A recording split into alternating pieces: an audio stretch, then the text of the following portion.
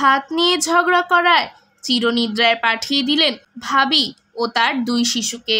হ্যাঁ ভিউয়ার্স, আজকে বলবো এমনই মানসিক ভারসাম্যহীন এক ব্যক্তির কথা, যার কথা শুনলে চমকে উঠবেন আপনিও।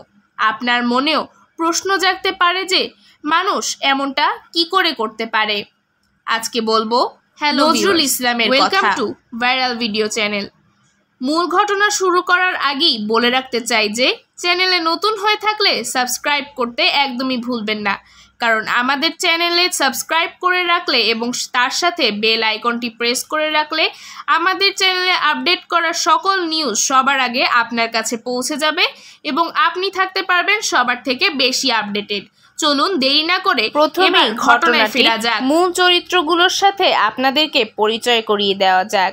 নজরুল ইসলামের ভাইয়ের নাম ছিল রফিক এবং তার স্ত্রীর নাম ছিল, অর্থাৎ নজরুল ইসলামের ভাবির নাম ছিল ময়না এবং তার মেয়ের নাম ছিল রাইসা আর ছেলের নাম ছিল। এই 3টি প্রাণী একসাথে ঝরে গেল কেবলমাত্র নজরুল ইসলামের রাগের কারণে। একজন অটোরিকশা চালক আর তার ভাই রফিক পার্শ্ববর্তী একটি সোয়েটার কারখানায় কাজ করে। যে রাত্রে এই ঘটনাটি ঘটে সেই রাত্রে রফিক সেই কারখানাতে কাজ করছিল বলে জানা যায়। পরবর্তী দিন সকাল 10টায় তিনি বাড়িতে ফিরে দেখেন যে ঘরে তালাবদ্ধ করা। অনেকে মিলে চেষ্টা করে সেই দরজা ভাঙা হয়। পরবর্তীতে তিনি দেখেন যে একটি চাঞ্চল্যকর ঘটনা ঘটে গিয়েছে। কিন্তু এই ঘটনার কারণ কি?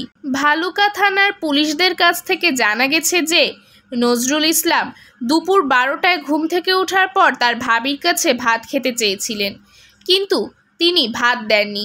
তার আসল কারণ হলো নজরুল ইসলাম নানান ধরনের অপরাধমূলক কর্মকাণ্ডের সাথে জড়িত ছিলেন, যার কোনো কেস হয়নি এবং বিচারও হয়নি। তার ভাবির এসব পছন্দ ছিল না। তিনি নানা সময় তাকে বলতেন যে এসব কারণে তাকে জেলে যেতে হবে এবং তাকে মারধরও করতেন বলে জানা যায় নজরুল ইসলামের কাছ থেকে। সেই রাগ এবং ক্ষোভ থেকেই তার ভাবি এবং তার 2 সন্তানকে পৃথিবী ছেড়ে না ফেরার দেশে পাঠিয়ে দেন নজরুল ইসলাম। রাত 12টায় তিনি প্রস্তুত হয়েছিলেন এবং রাতের 1টা বাজলে যখন সকলে ঘুমে অচেতন, তখন তিনি তাদের ঘরে ঢুকে এই কর্মকাণ্ড ঘটান এবং তারপর নিজে শান্তিতে একটি ঘুম দেন। ভোর 5টায় উঠে তিনি অটোরিকশা নিয়ে বেরিয়ে পড়েন। পরবর্তীতে পুলিশ তাদের ইন্টেলিজেন্স দ্বারা তাকে ট্রেস করতে, অর্থাৎ শনাক্ত করতে সক্ষম হয়। তাকে জয়দেবপুর রেল স্টেশন থেকে ধরা হয়। আমরা চাই যে এসব তুচ্ছ কারণে যেন আর কোনো প্রাণ এভাবে অকালে ঝরে না যায়। সো ভিউয়ার্স, আজকের ভিডিও এ পর্যন্তই। ভালো লাগলে একটি কমেন্ট করে যাবেন এবং যারা অলরেডি সাবস্ক্রাইব করে ফেলেছেন তাদেরকে অসংখ্য ধন্যবাদ। পরবর্তী ভিডিও দেখার জন্য সকলকে আমন্ত্রণ রইল। ধন্যবাদ।